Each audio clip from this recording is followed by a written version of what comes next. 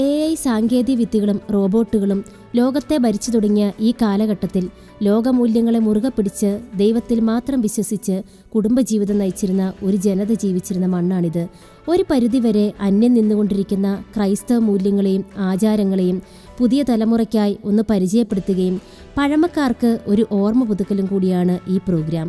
കൂദാശകളുടെ സവിശേഷമായ നിർവഹണത്തെക്കുറിച്ചും ആചാരമര്യാദകളെക്കുറിച്ചും ബഹുമാനപ്പെട്ട ഫാദർ ആന്റണി തെക്കേമുറിയിൽ നമ്മളോട് സംസാരിക്കുന്നുണ്ട്. ഈ പ്രോഗ്രാമിലൂടെ പുതിയ തലമുറയിലേക്ക് ദൈവാനുഭവം പകർന്നു നൽകുവാൻ കാരണമാകട്ടെ എന്നും പ്രാർത്ഥിക്കുന്നു.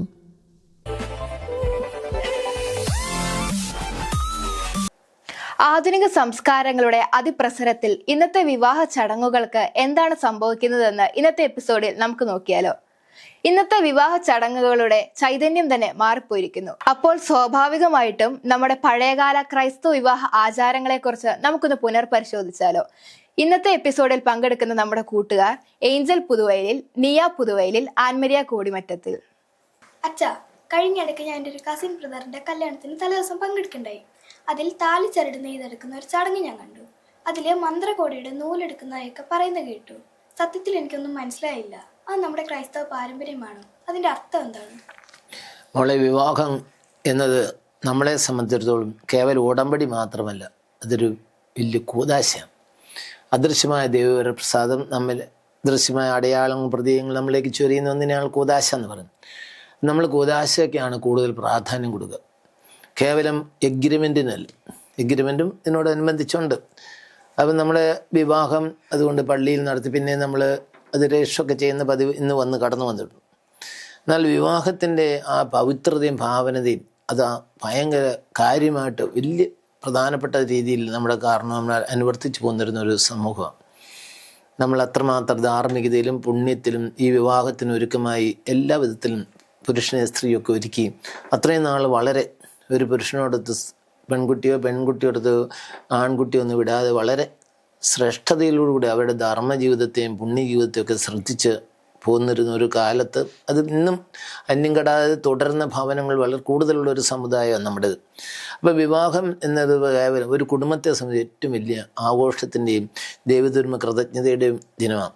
വിവാഹത്തിന് ഒരുക്കമായി വീട്ടിലും നാട്ടിലും തന്നെ വലിയ ഒരുക്കങ്ങളാണ്.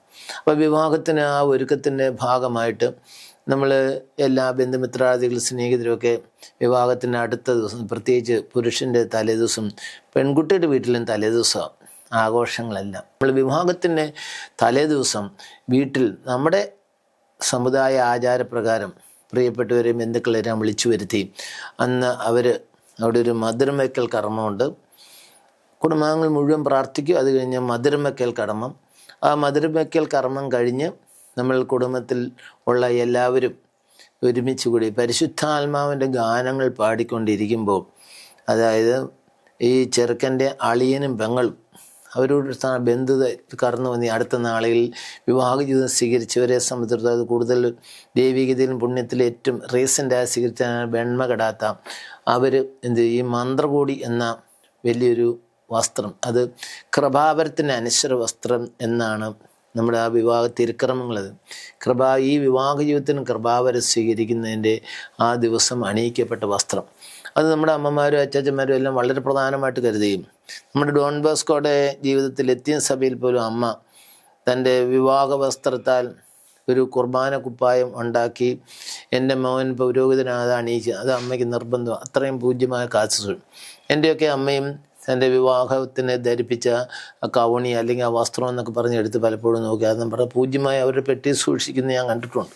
മന്ത്രകോടി, ഈ മന്ത്രകോടി വീട്ടിൽ കൊണ്ട് സൂക്ഷിച്ച് ചെറുക്കൻ്റെ വീട്ടിൽ അത് സൂക്ഷിച്ച് അതിൻ്റെ 6 നൂലെടുക്കും. 6 നൂലെടുത്തിട്ട് പിന്നെ ഒരു ടൊയ്നൂലും കൂടെ കൂട്ടി 7 അനശ്വരതയുടെ നമ്പരാണ്. വിവാഹിത അനശ്വരതയിൽ നിത്യമായ കാലത്തോട്ട് ഈ വിവാഹം അത് ഒരു പുരുഷനും സ്ത്രീയും അത് വിവാഹിതരായി അഭിഷേകം വേർതിരിക്കപ്പെടുന്ന വലിയ മുഹൂർത്തത്തിനും ഈ എടുത്ത് അത് മെഴുകൊണ്ട് ചിലരൊക്കെ ചോറ് കൊണ്ട് അത് ബലപ്പെടുത്തും. എന്നിട്ട് ആ സമയത്ത് എല്ലാവരും പരിശുദ്ധാത്മാവിൻ്റെ ഗാനങ്ങൾ പാടിക്കൊണ്ട് ഇത് നട്ടി ഇതങ്ങ് ബലപ്പെടുത്തി ആ നൂല് താലി അതിൻ്റെ അകത്ത് കൊളുത്തി അങ്ങനെ പെങ്ങളെ ഏൽപ്പിക്കുകയാണ്. പെങ്ങൾ ആങ്ങളുടെ കല്യാണം വിശ്വസ്തയായിട്ട് ഇത് സൂക്ഷിച്ചിരിക്കും എന്ന് കരുതി ആണ് പെങ്ങളെ ഏൽപ്പിക്കും. ഇപ്പം ആ കൂട്ടത്തിൽ എന്നെ ചോദിച്ചാൽ ഇപ്പം മോതിരം കൂടി എന്നൊരു കർമ്മം വന്നിട്ട് അത് വെസ്റ്റേൺ കൾച്ചറിൽ നിന്ന് ഇങ്ങോട്ട് വന്നതാണ്. നമ്മുടെ അനുസരിച്ച് നമ്മൾ താലി ചാർത്തൽ കർമ്മം എന്നാണ് വിവാഹത്തെ വിളിക്കുക. താലി ചാർത്തൽ അത് നമ്മുടെ പ്രാദേശികമായി നമ്മുടെ സുറിയാനി ഹൈന്ദവ സംസ്കാരത്തിൻ്റെ ഭാഗം കൂടിയായിട്ട് വന്ന ഒരു കർമ്മമാണ് താലി. അത് ക്രിസ്ത്യവൽക്കരിച്ചു എന്ന് മാത്രം. താലി അപ്പോൾ ഈ താലി പണിയുമ്പോഴും അതിൻ്റെ പ്രത്യേക അർത്ഥമുണ്ട്. താലി പണിയിപ്പിക്കുകയായിരുന്നു, നല്ല ബലവത്തായ കുഴയിൽ താലി. അത് ഹൈന്ദവ വിശ്വാസത്തിൽ അവർ ആലിലേക്കും അല്ലെങ്കിൽ ശിവപ്രതിഷ്ഠയ്ക്ക് അത് നടുവേ മുറിച്ചാൽ അത് തലയെ താഴ്ത്തി അതിൽ കുരിശാം. അത് താലി ഈ കുരിശ് വിവാഹ അവസരത്തിൽ അത് വാഴ്ത്തുന്നത് ശ്രദ്ധിച്ചാൽ നമുക്കറിയാം അതിൻ്റെ പ്രത്യേകത. അത് പരസ്പരം സ്നേഹിക്കാൻ, വിശ്വസ്തരായിരിക്കാം. സഹനത്തിൽ ഈ താലിയിലെ സ്ലേവായിൽ നിന്ന് നിങ്ങൾക്ക് ശക്തി ലഭിക്കട്ടെ. അത് സ്ത്രീക്ക് മാത്രമല്ല പുരുഷനും കൂടിയാണ്. അപ്പോൾ അവർക്ക് ശക്തി കിട്ടുന്ന ഒരു സ്രോതസ്സാണ്. അതുകൊണ്ട് വിവാഹത്തിൽ താലി ധരിക്കണമെന്ന് പറയും. അപ്പോൾ നമ്മൾ വിവാഹത്തിൽ ഈ താലിയിൽ 21 മുകുളങ്ങൾ കാണാം പണ്ട് കാലം. കാരണം പരിശുദ്ധാത്മാ ദാനങ്ങൾ 7, തൃത്യേക ദൈവത്തോട് ചേർന്ന് ജീവിച്ച് അതിൻ്റെ 21. നമ്മുടെ അമ്മമാരുടെ താലി മിന്നെന്ന് പറയും. ഈ മിന്നിൽ കുരിശിൻ്റെ അറ്റത്ത് ഓരോ കുരിശും കൂടെ കാണും. അത് ജെറുസലേം സഭയുടെ കുരിശാണ്. നമ്മുടെ സഭ ജെറുസലേമിലെ സഭയുമായിട്ട്. അവിടെ നമ്മൾ താലി ഒന്ന് എടുത്ത് നോക്കണം. 21 മുകളാണ്. അപ്പം കുരിശ് വലിയൊരു കുരിശ്, 4 സൈഡിലും ഓരോ കുരിശ്. അത് അങ്ങൊരു മിന്ന. പണ്ട് കാലങ്ങളിത് കടന്നു വന്നതിൻ്റെ ചരിത്രം ഇതായിരിക്കാം. അതിൽ 21 പരിശുദ്ധാത്മാ ദാനങ്ങൾ 7, അത് 21. അത് വർദ്ധിപ്പിക്കണമെന്നുള്ളൊരു ഇത് ഒരു പ്രതീക്ഷയും. അവിടെ ഈ താലി ധരിച്ചുകൊണ്ടുള്ള വിവാഹ ജീവിതം, താലി ധരിക്കാത്ത വിവാഹം, അത് താലി വാഴ്ത്തുമ്പോൾ അതാണ് ഇത് പരസ്പരം വിശ്വസ്തരാകും. സഹനത്തിൽ താലി സ്ലീവായിരുന്നു. അതുകൊണ്ട് അമ്മമാർ ഒരിക്കലും ഈ മിന്ന് അല്ല താലി ഊരി വെച്ച് നടക്കുകയല്ല.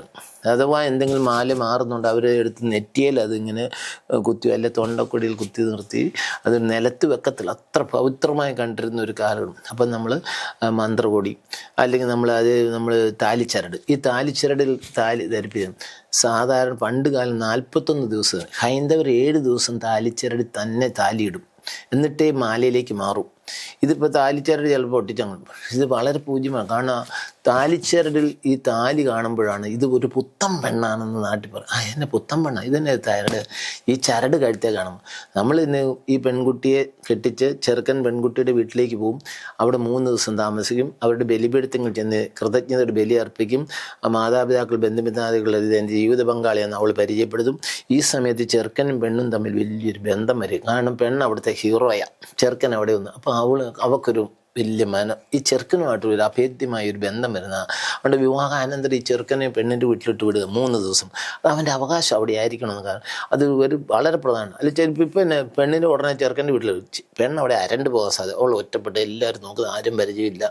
അതുകൊണ്ട് ഇത് കുടുംബജീവിതത്തെ സംബന്ധിച്ചാണ് ചെറുക്കനും പെണ്ണ് അത് 3 ദിവസം അങ്ങോട്ട് ഈ താലി ധരിച്ചു കഴിഞ്ഞാൽ. അപ്പോൾ താലി ധരിക്കുന്ന ആ കർമ്മം എന്ന് പറയുന്നത് പരിശുദ്ധാത്മാ വിവാഹീയത്തിന് വരദാനം ഈ കുഞ്ഞുങ്ങളെ ചൊരിയുന്ന ദിവസം. വിവാഹം നടത്താൻ, ജീവിക്കാനുള്ള വരദാനങ്ങൾ കിട്ടുന്നതാണ്. അപ്പോഴതൊരു പുത്തൻ പെണ്ണായി, പുത്തൻ ചെറുക്കനായി, പഴയ പെണ്ണല്ല. കാരണം വിവാഹത്തിന് വരദാനം കിട്ടിയ പെണ്ണാണ്. വിവാഹത്തിൽ അതിൻ്റെ സ്ഥാനചിഹ്നം ആഹ്റോന് സ്ഥാനചിഹ്നം നൽകി മോശയോട് വഴി കർത്താവ് പറഞ്ഞു കൊണ്ടുവരും സ്ഥാനചിഹ്നം. അത് അഭിമാനത്തോടുകൂടി അച്ചാച്ചൻ അമ്മച്ചി അത് ധരിക്കും. അച്ചാച്ചൻ പ്രാർത്ഥിക്കും, താലി പറിച്ച് കഞ്ഞി കുടിക്കാനിടയാക്കല്ലേ.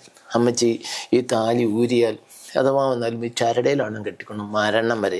ഈ താലിയും ധരിച്ചാണ് മരിച്ചാൽ പൂജ്യമായി തിരിച്ചു ദേവാലയത്തിൽ താലി കഴുത്തേക്കണം. അത് പറിച്ച് നേർച്ചപ്പെട്ടിലിടും. നേർച്ചപ്പെട്ടി ഈ താലി ഉപയോഗിച്ച കാസ്യം പീതാശമൊക്കെ സ്വർണം, അവിടെയാണ് തിരിച്ചരക്തം അപ്പവും വീഞ്ഞുമായി മാറുന്നത്, തിരിച്ചരക്തങ്ങളായി മാറുന്നത് അപ്പവും വീഞ്ഞും. അപ്പം ഈ വിവാഹ ജീവിതം ബലിപീഠത്തിലെത്തണം.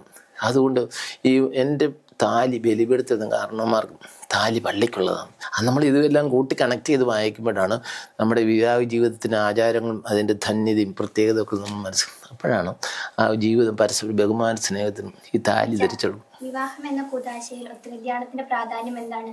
അതുപോലെ തന്നെ മോതിരമാറൽ ചടങ്ങ് കൊണ്ട് അർത്ഥമാക്കുന്നത് എന്താണ്? നമ്മളെ ഈ വിവാഹ ജീവിതത്തിൽ നമ്മുടെ സഭയുടെ ആചാരം ഒത്തു കല്യാണം എന്ന് പറഞ്ഞ വലിയ ആചാരം. ഞാൻ അച്ഛനായി ചിറ്റാരിക്കാൽ ഞാൻ കൊച്ചച്ഛന അന്ന് വെറും ഒരു ബുക്കിൽ ഇതുവരെ പരസ്പരം ഒരു ചെറുക്കനും പെണ്ണും 2 സാക്ഷികളും 2 പേരും ഒരു 2-3 പേര് വന്ന് അപ്പനും അമ്മയും വരികയില്ല. കല്യാണത്തിന് പോലും വരികയില്ലായിരുന്നു അങ്ങനത്തെ. കാരണം അത് കുഞ്ഞുങ്ങൾ ജീവിതാന്തസ്തി പ്രവേശിക്കുന്നത് അവരതിൻ്റെ അകത്ത് ഞങ്ങൾ അത് അവരെ കൂട്ടത്തിൽ വിടുക 2 സാക്ഷി ഇങ്ങനെ ഒരു സമ്മതം ചോദിക്കലേ ഉള്ളൂ. സത്യത്തിൽ ഈ ഒത്തുകല്യാണം എന്ന് പറയുന്നത് പരസ്യമായിട്ടൊരു സമ്മതം പറച്ചില്ല. അത് പള്ളിയിൽ വെച്ച് തന്നെ വേണമെന്നില്ല. അച്ഛൻ്റെ മുറി വെച്ച് നിങ്ങൾ പരസ്യ സമ്മതമാണോ 2 സാക്ഷി ഒത്തുകല്യാണം അത്ര ഒരു ആശീർവാദം കൊടുക്കും തൃത്വത്തിന് ഇത്രയേ ഉള്ളൂ. നമ്മുടെ സഭയിൽ പലപ്പോഴും ഈ ഒത്തുകല്യാണം വേണ്ട, ഇന്ന് ഒത്തുകല്യാണം കല്യാണത്തെക്കാട്ടിൽ വലിയ പരിപാടിയാക്കി മാറ്റിയിരിക്കുക. ആർക്കാ ഇത്? ഫോട്ടോഗ്രാഫർമാർക്കും പന്തലിടീരുകാർക്കും നാട്ടുകാരുടെ ഒത്തിരി ചോറ് ഞാനുണ്ട്, എൻ്റെ പെണ്ണിനെ കിട്ടുക 1-2 പെണ്ണുങ്ങളുള്ളൂ. അടിപൊളി പരിപാടി.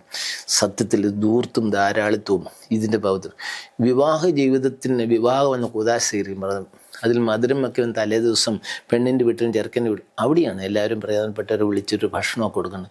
ഈ ഒത്തുകല്യാണം എന്ന പരിപാടി ഇപ്പോൾ അത് വേണമെന്ന് ഇപ്പം തന്നെ ഒരു വലിയ കുദാശ അനുകരണ പ്രാർത്ഥന പോലെ വെച്ചിട്ട് അച്ഛന്മാരാണ് ഒരു നിര, അത് ഫോട്ടോഗ്രാഫർമാർ പല നിര, പിന്നെ വീഡിയോഗ്രാഫർ, ഇതൊരു പണവും ധാരാളം ദൂർത്തുമോ ഇല്ലേ. പിന്നെ മോള് ചോദിച്ചു ഈ മോതിരമാറ്റം, നമ്മുടെ സഭയിൽ അങ്ങനെ ഒരു പരിപാടിയില്ല. വെസ്റ്റേൺ സഭയിൽ മോതിരമാറ്റം, ഇന്ന് മോതിരമാറ്റം എന്നും പറഞ്ഞിട്ട് പോയിട്ട് വീട്ടിൽ മനസ്സമ്മതം പറയുന്നതിന് ഉറപ്പിക്കും മോതിരിടിയിലും വാച്ച് കൊടുക്കലും ഒക്കെ ഒന്നും പരിപാടി ആര് കൊണ്ടുവന്നു, എവിടെ കൊണ്ടുവന്നു? ഇതൊന്നും സഭയറിയാ പരിപാടികൾ ഈ കാറ്ററിംഗുകാരും അല്ലെങ്കിൽ ഇങ്ങനെ ഫോട്ടോഗ്രാഫർമാരൊക്കെ പരിപാടി തുടങ്ങി. എന്നിട്ട് ഇതും വെച്ചിട്ടുണ്ട്. അത് കഴിഞ്ഞിട്ട് അറിയുന്നത് ഈ ചെറുക്കൻ വഷള, പെണ്ണ് മോശമാണ്. ഇവിടെ ഈ മോശം ജീവിതം നയിക്കുന്ന പെണ്ണ് തന്നത് കയ്യെ ധരിച്ചുകൊണ്ടാണ് മോശം ജീവിതം ചെറുക്കൻ കയ്യെ കുറ്റബോധം. ഈ അടുത്ത നാൾ നമ്മുടെ ഇടവയിൽ തന്നെ ഇങ്ങനെ പരിപാടി. എന്നിട്ട് അച്ഛാ ഈ മോതിരം അവിടെ ഒന്ന് കൊടുത്തേക്കാവും. ഇപ്പോൾ അച്ഛൻ്റെ തൊഴിലേതാണ്ട ഇവളേതാണ്ട് പോയിട്ട് മോതിരം കൊടുത്തേക്കാം, അവിടെ ഒരു വാച്ചൊന്നും മേടിച്ചു തരാവും. വേണ്ടാത്ത വയ്യാവേലികളെല്ലാം വരുത്തി വയ്ക്കുക. ഇതൊന്നുമില്ല. അതായത് 4 പാവപ്പെട്ടവന് ഞാൻ ജീവിതാന്ത്യസ് പ്രവേശിക്കുന്നത് അതൊന്നും ദാനം അത് ചെയ്യത്തുമില്ല. ആ അടിപൊളി പരിപാടികൾക്ക് പരിപാടി അതിൻ്റെ ചൈതന്യവും വിശുദ്ധിയും നന്മയും. അതുകൊണ്ടാണ് അവസാനം കല്യാണത്തിന് തലേദിവസം അറിയും ചെറുക്കൻ വേറൊരു ജീവിത പങ്കാളിയിലുണ്ട്, അല്ലെ പെണ്ണ് വേറൊരു മോശം നോ പറയണം. അതുകൊണ്ടാണ് കല്യാണം വിളിച്ചു ചൊല്ലൽ എന്നതുകൊണ്ട് എന്താണ് ഉദ്ദേശിക്കുന്നത്? ശരിക്കും ഒത്തുകല്യാണം നടത്തേണ്ട ആവശ്യകതയുണ്ടോ? വിളിച്ചു ചൊല്ലൽ കൊണ്ട് എന്താണ് സഭ ഉദ്ദേശിക്കുന്നത്? മോളെ, വിളിച്ചു ചൊല്ലൽ എന്ന് പറയുന്ന ഒരു യുവതി ഒരു സഭയെ, പ്രാദേശിക സഭ അവരവിടെ പക്വതയാർന്ന ഒരു ജീവിതാന്ത്യത്തിൽ പ്രവേശിക്കുന്ന സമയമായി. ഈ വിളിച്ചു ചെല്ലൽ ഒന്നതുകൊണ്ട് പ്രധാനമായിട്ട് ഉദ്ദേശിക്കും ഇങ്ങനെ ഒരു കൊച്ച് ജീവിതാന്ത്യത്തിൽ പ്രവേശിക്കുന്ന സഭയെ മൊത്തം അറിയിക്കുക. രണ്ടാമത്, ഈ ജീവിത പങ്കാളിയെ സ്വീകരിക്കുന്നവൾ ഇവൾക്കോ ജീവിതാന്ത്യത്തിൽ പ്രവേശിക്കുന്ന ചില അയോഗ്യതകൾ ചിലപ്പോൾ ഉണ്ടാകാതെ മറച്ചു വെക്കാൻ സാധ്യതയുണ്ട്. ചിലപ്പോൾ വിവാഹിതനായിരിക്കാൻ കഴിവില്ല, ചില്ലെങ്കിൽ അതിൻ്റെ മാരകമായ പരമ്പരാഗത ചില രോഗങ്ങളുണ്ടാകാം. ചിലപ്പോൾ അവരുടെ ജീവിതത്തിൽ ഇവർ പഴയകാല ജീവിതത്തിൽ ഇവർ ചിലപ്പോൾ വിവാഹം വേറെ ഉള്ളൊരു രഹസ്യം നടത്തിയിട്ടുണ്ടാകാം, ചിലപ്പോൾ രജിസ്റ്റർ വിവാഹം വേറെ നടത്തി. നമ്മളെ സംബന്ധിച്ച് വിവാഹം എന്ന കൂദാശ സ്വീകരിക്കാതെ രജിസ്റ്റർ ചെയ്താൽ സഭയുടെ പുറത്താണ്, സഭയിൽ മഹറൂനിപ്പെട്ടിരിക്കും. അതുകൊണ്ട് രജിസ്റ്റർ വിവാഹം അല്ല വിവാഹം. അതുകൊണ്ട് ഒരു പുരുഷൻ സ്ത്രീയായിട്ട് എഗ്രിമെൻ്റ് നടത്തി അവർ ഒരാളോട് എഗ്രിമെൻറ്റ് വേറൊരാളുടെ വിവാഹം ചെയ്തെന്ന് പറഞ്ഞാലോ, അതുകൊണ്ട് ഇത് എന്തെങ്കിലും അറിവ് വിശ്വാസ സമൂഹത്തിലുള്ള വിവാഹത്തിന് തടസ്സമായിട്ടുണ്ട് അത് സഭയെ അറിയിക്കാൻ, പുരോഹിതനെ അറിയിക്കാൻ കടപ്പാടുണ്ട്. അതൊന്നും അറിയിക്കാൻ. രണ്ടാമത്, ഈ കുഞ്ഞുങ്ങൾ മാനസികമായിട്ട് ഒരു സഭ പ്രാർത്ഥിക്കുക. ഇന്നയാൾ ജീവിതാന്ത്യം പ്രാർത്ഥിക്കാം, കല്യാണമായില്ലേ മനസ്സുകൊണ്ടൊക്കെ ഒരുക്കുക. അതോടൊപ്പം തന്നെ പ്രാർത്ഥിക്കാനുള്ള കടമ. അതുകൊണ്ടാണ് വിളിച്ചുചൊല്ലൽ 3 പ്രാവശ്യം. അപ്പോൾ ഒരു അകന്ന ഒരുക്കം, അടുത്ത ഒരുക്കം, ഏറ്റവും അടുത്ത ഒരുക്കത്തിൻ്റെ ഭാഗമായിട്ട് വിളിച്ചുചൊല്ലലിൻ്റെ പ്രധാനം. അത് ഇന്നും നോട്ടീസ് ബോർഡിൽ നോട്ടീസല്ല പറയണേ എന്ന് തന്നെയാണ് സഭ. കാരണം എല്ലാവരും നമ്മുടെ പ്രായോഗികമായ കാരണവന്മാർ കണ്ണ് കാണത്തില്ല, ഒരു നിശ്ചിത പ്രായം ഒരു നോട്ടീസ് ബോർഡിൽ വായിക്കാനൊന്നും പറ്റിയാലും ചിലർ വാട്സപ്പിലും ഇത് പറയുന്നത് വളരെ പ്രധാനപ്പെട്ടതാണ്. ഭർത്താവ് സ്നേഹിക്കുന്നവരെ തിരഞ്ഞെടുക്ക് തൻ്റെ അടുക്കൽ അഭിഷേകം ചെയ്തയച്ചു. ഒരു പെൺകുട്ടിയെ ഒരു വീടിനെ രക്ഷിക്കാൻ വേണ്ടി ഈശോയാൽ പുരോഹിതനാൽ സഭയിൽ അഭിഷേകം അയക്കുക. അവൾ അവളുടെ സാന്നിധ്യവും പ്രാർത്ഥനയും ശുശ്രൂഷ ആ വീട് രക്ഷപ്പെടാൻ അനിവാര്യമാണ്. ആ പുരുഷൻ രക്ഷപ്പെടുന്ന ഇവൾക്ക് ആവശ്യം. അതുകൊണ്ട് അവൾ പരിശുദ്ധാത്മാ വിവാഹത്തിന് വരദാനം സ്വീകരിച്ചിട്ട് അങ്ങോട്ട് അയക്കപ്പെടുകയും വിളിച്ചു ചെല്ലലിന് എന്നും പ്രസവം ഇത് നടത്തണേ എന്ന് പ്രത്യേകം പറഞ്ഞു. അഥവാ 3 ചെല്ലണം. അത് വിവാഹം അടുത്തടുത്ത ആളുകളാണ് വിദേശത്തുണ്ട് 3 ചെല്ലണം. അതുകൊണ്ട് മുന്നേ അനുവാദം മേടിച്ച് ചെല്ലണം. പിന്നെ മോള് ചോദിച്ച ഒരു കാര്യം, ഈ ഒത്തുകല്യാണത്തെക്കുറിച്ച് ഞാൻ പറഞ്ഞു. ഒത്തുകല്യാണത്തിൻ്റെ പ്രാധാന്യം അതൊന്നുമില്ല. പരസ്പരം ഒരു കൺസെൻറ്റ് സഭ ഔദ്യോഗികമായിട്ടൊന്നും അറിയണം. അത് പള്ളി വെച്ച് നടത്തണം, മുറി വെച്ച് 2 സാക്ഷികൾ മുമ്പ് നടത്താൻ അതേ ഉള്ളൂ.